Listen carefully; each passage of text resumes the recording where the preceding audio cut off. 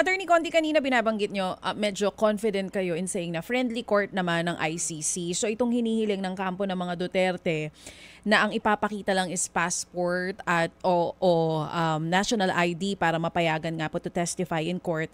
I mean, how sure are you na talagang kakatigan ng ICC ay ang mga pamilya po ng biktima dito at hindi sila madedehado? Dahil may precedent. In fact, binanggit yon no VPRS, Victims Participation and Reparation Section, na Mhm. nagawa nila ito sa dating kaso. Okay. Na ito yung listahan ng mga ID na pwedeng iharap. In fact, kukuha ka nga ng parang ano ba naman to mas stricto pa sa bangko ba yung ICC? Sa bangko nga pwede kang magpresenta ng one valid ID or parang primary government ID and then two secondary IDs, 'di ba? Kasi parang secondary ang tingin nila, pero pwede mong samahan ng PhilHealth ID para sapat na patunayan yung pagkatao mo.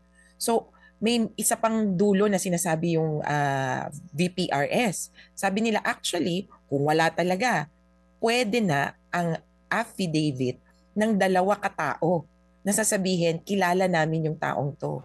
At Mhm, para sa mhm. amin, yun yung hindi naman magaan, pero pinakamaluwag na kayang ibigay. Actually, may gastos pa rin yun. Isipin nyo, mag-aabala ka ng dalawang tao, magpapanotaryo ka. Kaya hindi biro ang mag-produce ng mga IDs na to. Ang sabit lang namin ay sana kung anong meron na, yun na muna ang gamitin.